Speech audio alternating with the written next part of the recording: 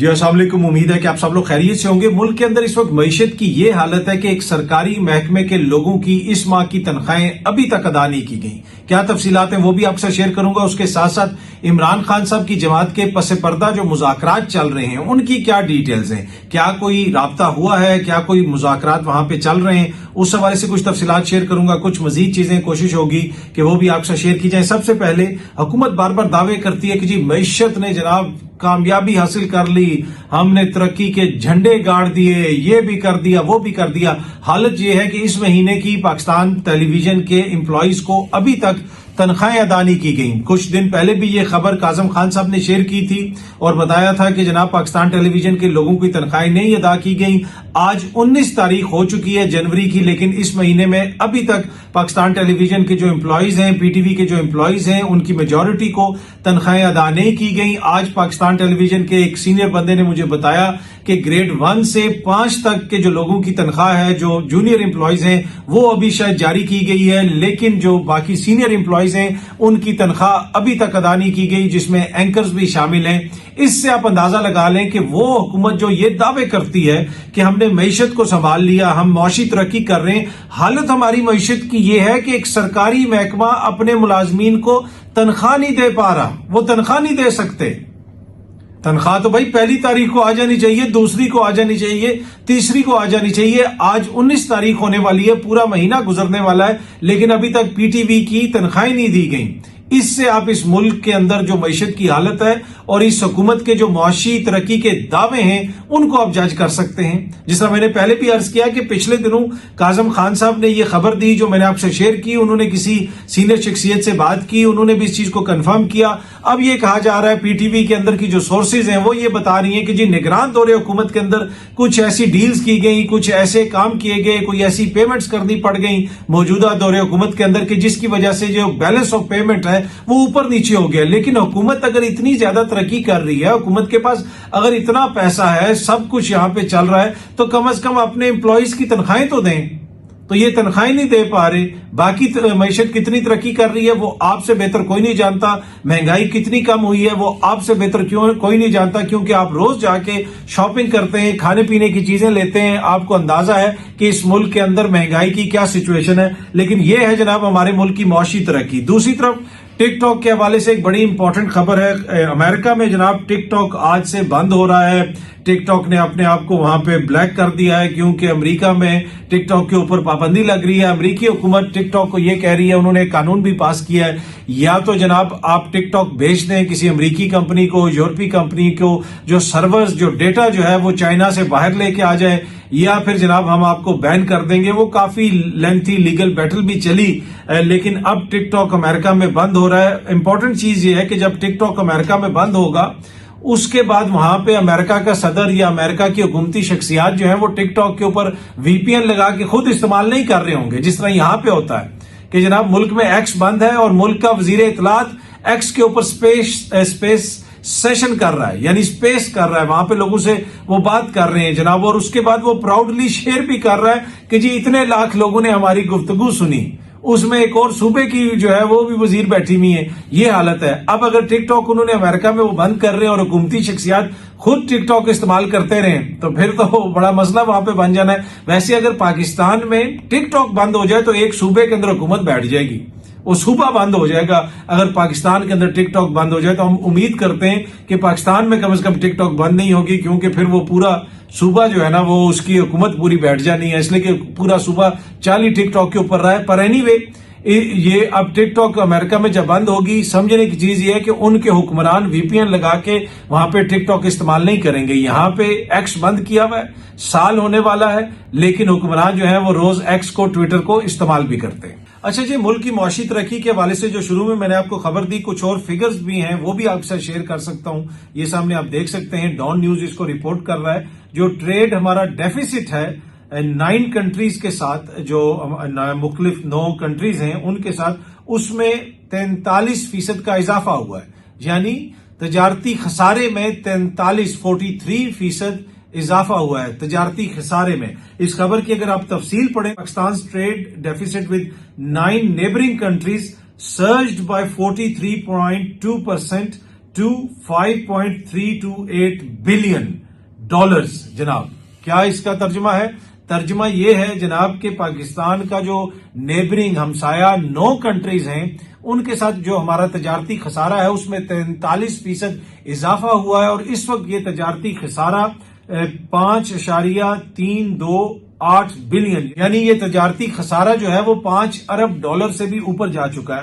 अच्छा, इस खबर की अगर आप तफसील देखें तो तजारती खसारे में इजाफे की वजह बुनियादी तौर पे चाइना से, इंडिया से और बांग्लादेश से जो हम इंपोर्ट्स कर रहे हैं उनमें इजाफा हुआ है, जो हम एक्सपोर्ट्स कर रहे हैं उनमें इजाफा नहीं होता, तो ये तजारती खसारा होता है। बुनियादी तौर पे जो आपका डेफिसिट है वो इस तरह है कि अगर चाइना से हम $1 अरब की चीजें खरीद रहे हैं और हम उनको बेच रहे सिर्फ $100 मिलियन की चीजें हैं, तो जनाब $900 मिलियन का तजारती खसारा हो गया। ये मैं आम सादा अल्फाज में आपको समझाने की कोशिश कर रहा हूं।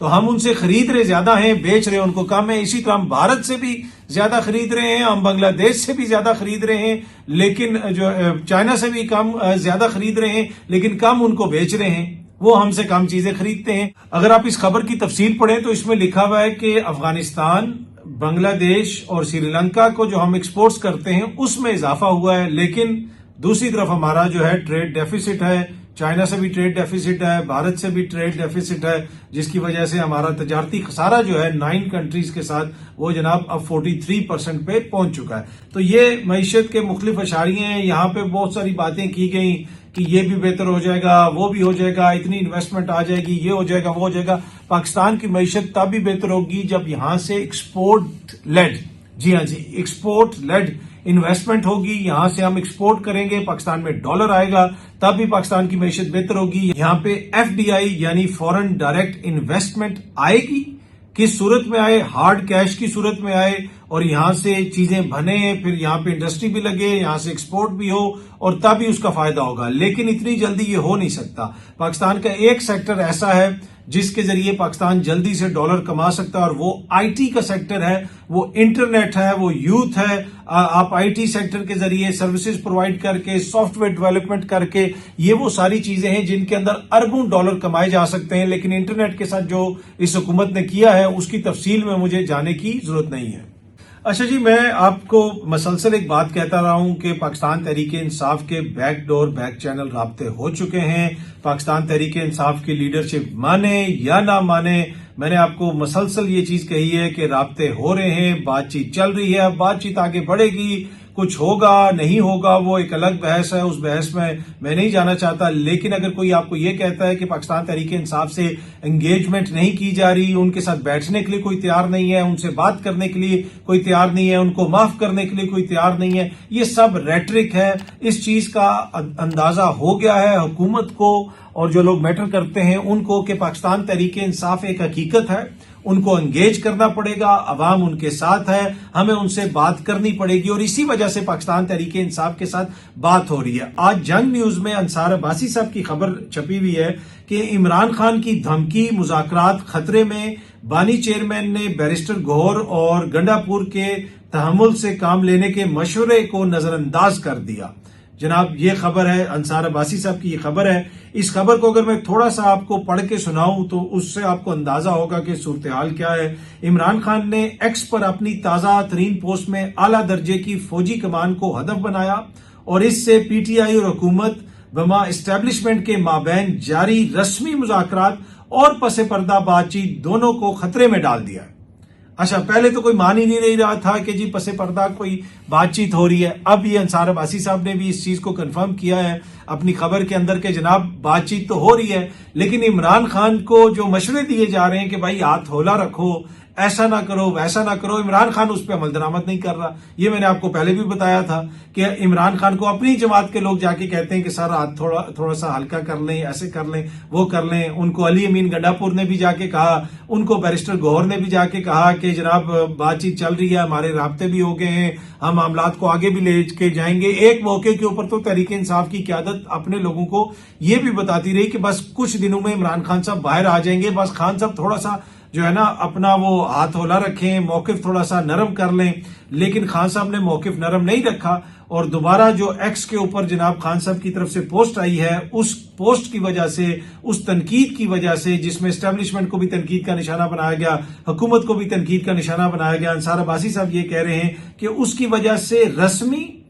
और पसे पर्दा बातचीत दोनों को खतरे में डाल दिया। तो पसे पर्दा भी बातचीत हो रही है, ठीक है।